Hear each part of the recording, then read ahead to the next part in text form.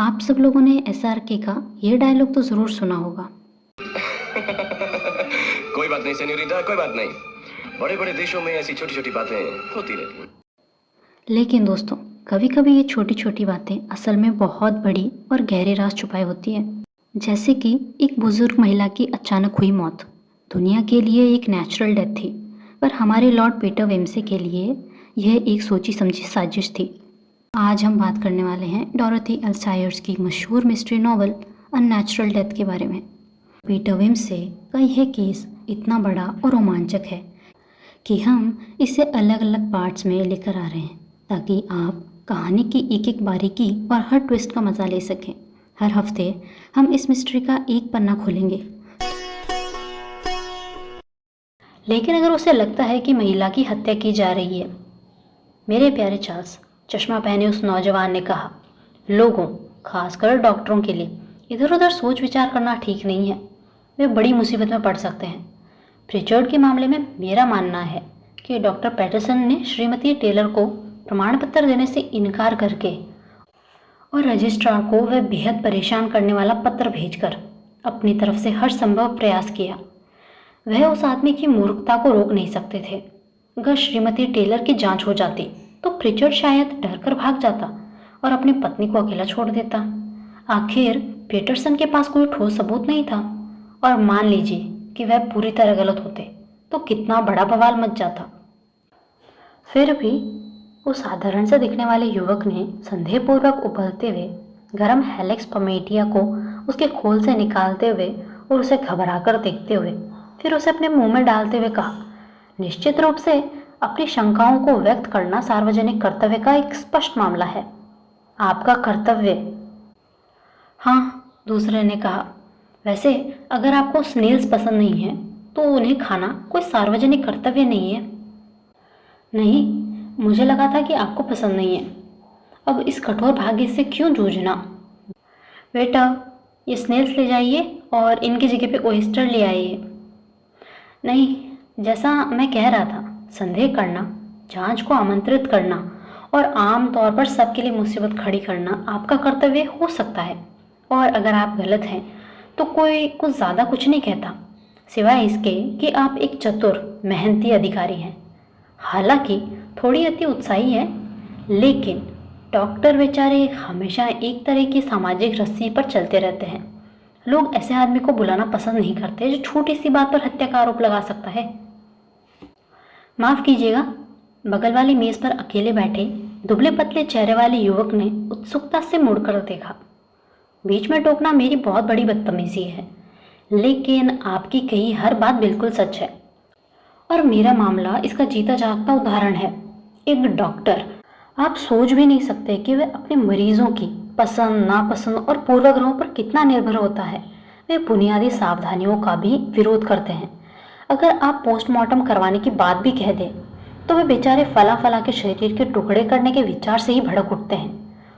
और यहाँ तक कि अगर आप शोध के लिए किसी अनजानी बीमारी की जांच कराने की इजाज़त मांग लें तो वे सोचते हैं कि आप किसी अप्रिय बात की ओर इशारा कर रहे हैं। जाहिर है, अगर आप बात को टाल देते हैं और बाद में पता चलता है कि कुछ गड़बड़ हो गई है तो फॉरेंसिक विशेषज्ञ आप पर टूट पड़ता है और अखबार में आपकी खूब आलोचना होती है। और चाहे जो भी हो, आप यही सोचते हैं कि काश आप पैदा ही ना हुए होते। आप व्यक्तिगत भावनाओं से भरी बातें करते हैं। मनोकल पहने व्यक्ति ने रुचि भरी सुखद भाव से कहा। हाँ, दुबले पतले चेहरे वाले उस व्यक्ति ने जोर देकर कहा, अगर मैंने एक उत्साही नागरिक की बजाय एक समझदार व्यक्ति की तरह व्यवहार किया होता तो आज मुझे नई नौकरी की तलाश नहीं करनी पड़ती। मोनोकल पहने उस आदमी ने हल्की मुस्कान के साथ शोभो के छोटे से रेस्तरां में चारों ओर नजर डाली। उनके दाहिनी ओर बैठा मोटा आदमी बड़ी चतुराई से ज्ञान मंडली की दो महिलाओं का मनोरंजन कर रहा था। उसके आगे दो बुजुर्ग नियमित ग्राहक ओ बॉन बुर्जुआ के व्यंजनों से अपनी परिचितता का प्रदर्शन करते हुए और 1916 की एक सैबल्स माउंटोन की एक बोतल पी रहे थे। कमरे की दूसरी ओर एक देहाती आदमी और उसकी पत्नी मूर्खतापूर्ण ढंग से मांस का टुकड़ा, महिला के लिए नींबू पानी और सज्जन के लिए विस्की और सोडा की मांग कर रहे थे, जबकि बगल की मेज पर सुंदर चांदी जैसे बालों वाला मालिक एक पारिवारिक पार्टी के लिए सलाद तैयार करने में मग्न था। और उस समय उसके दिमाग में कटी हुई जड़ी बूटियां और लहसुन को ठीक से मिलाने के अलावा और कुछ नहीं था। मुख्य वेटर ने ब्लू रिवर ट्राउट की एक प्लेट निरीक्षण के लिए पेश करते हुए चश्मा पहने हुए व्यक्ति और उसके साथी की मदद की और उन्हें उस एकांत में छोड़कर चला गया जिसे साधारण लोग सभ्य चाय की दुकानों में हमेशा तलाशते हैं और वहाँ कभी नहीं पाते हैं। चश्मा पहने उस व्यक्ति ने कहा, मुझे बिल्कुल बोहेमिया के राजकुमार फ्लोरिजल जैसा महसूस हो रहा है। मुझे पूरा विश्वास है कि महोदय आपके पास सुनाने के लिए एक दिलचस्प कहानी है और अगर आप हमें वह कहानी सुनाएंगे तो मैं आपका बहुत आभारी रहूँगा।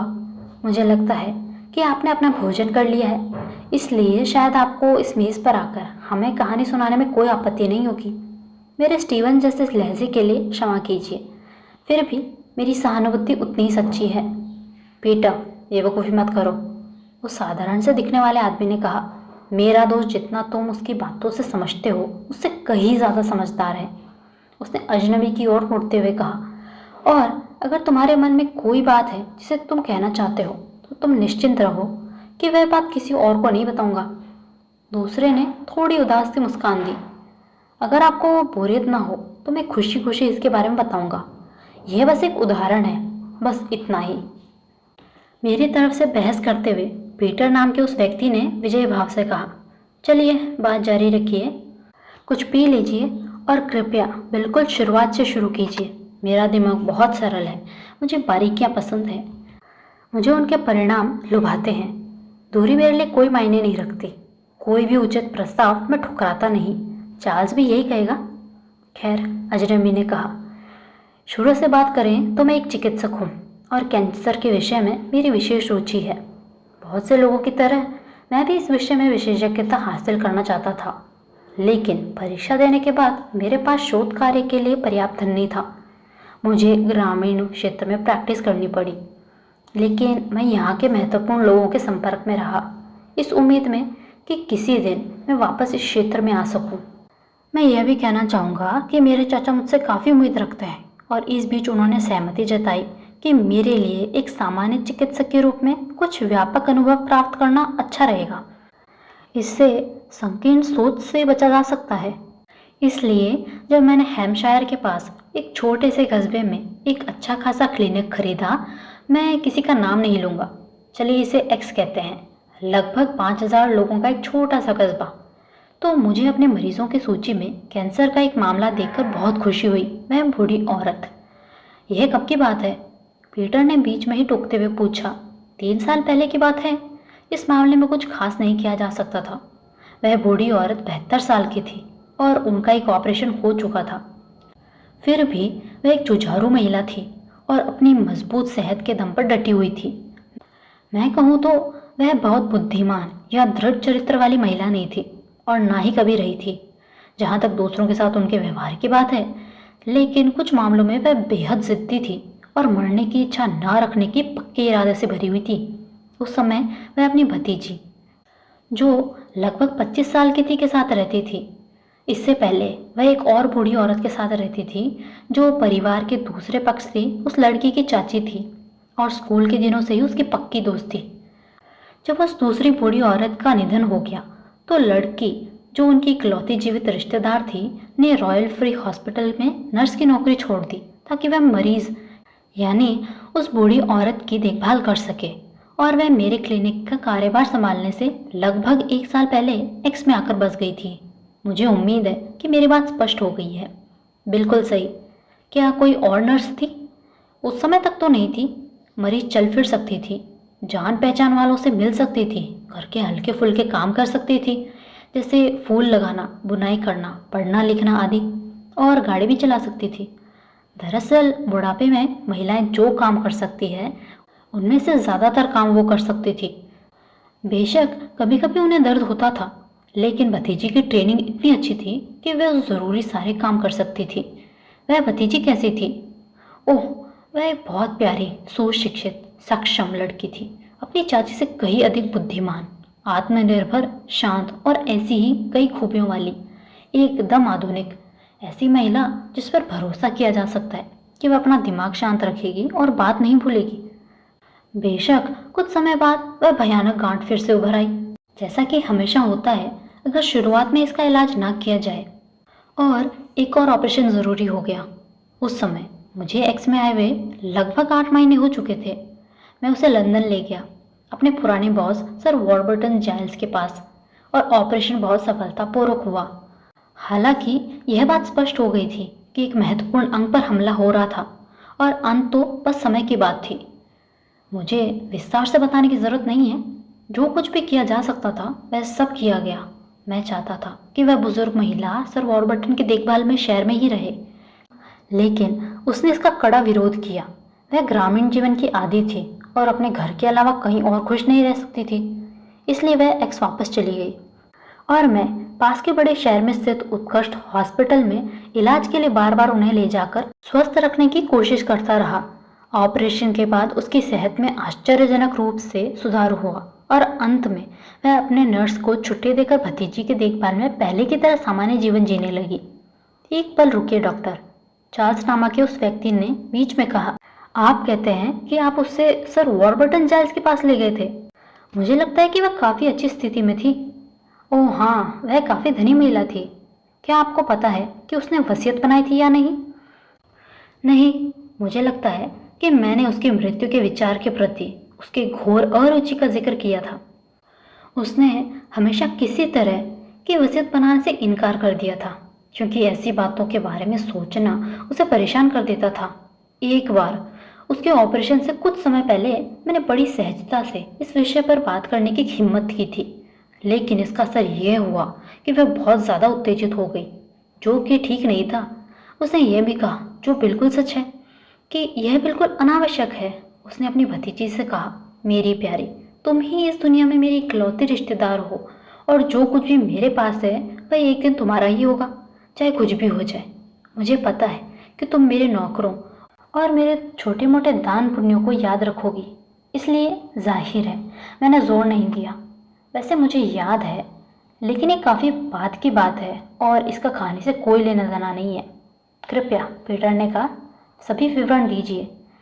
खैर, मुझे याद है एक दिन मैं वहाँ गया और पाया कि मेरी मरीज़ की तबीयत उतनी अच्छी नहीं थी जितना मैं चाहता था और वह बहुत बेचैन थी। भतीजे ने मुझे बताया कि यह परेशानी उसके वकील के आने की वजह से हुई थी, जो उसके गृहनगर का पारिवारिक वकील था, हमारा स्थानीय वकील नहीं। उसने बूढ़ी औरत से अकेले मिलने पर जोर दिया, जिसके बाद वह बहुत उत्तेजित और गुस्से में दिखाई दी और कहने लगी कि सब लोग मिलकर उसे समय से पहले मारने की साजिश रच रहे हैं। वकील ने जाने से पहले भतीजी को कोई स्पष्टीकरण नहीं दिया, लेकिन उसे यह बात समझा दी कि अगर कभी भी उसकी चाची उससे मिलना चाहे तो वह दिन हो या रात किसी भी समय उसे बुला ले और वह तुरंत आ जाएगा। और क्या उसे कभी बुलवाया गया था? नहीं, बुढ़िया उसे बहुत नाराज थी और उसने अपने लिए जो आखिरी काम किया वह यही था कि उसने अपने सारे मामले उससे ले लिए और उन्हें स्थानीय वकील को सौंप दिया। कुछ समय बाद एक और ऑपरेशन ज़रूरी हो गया और इसके बाद वह धीरे धीरे और ज़्यादा कमज़ोर होती चली गई। उसका दिमाग भी कमज़ोर होने लगा और वह किसी भी जटिल बात को समझने में असमर्थ हो गई। और सच बात तो यह है कि वह इतने दर्द में थी कि उसे कारोबार में दखल देने की भी परवाह नहीं थी। भतीजे के पास पावर ऑफ अटॉर्नी थी और उसने अपनी चाची के पैसों का पूरा प्रबंध अपने हाथ में ले लिया। ये कब था? अप्रैल 1925 में। वैसे तो वह थोड़ी उम्र दराज हो रही थी, लेकिन उनकी शारीरिक शक्ति वाकई अद्भुत थी।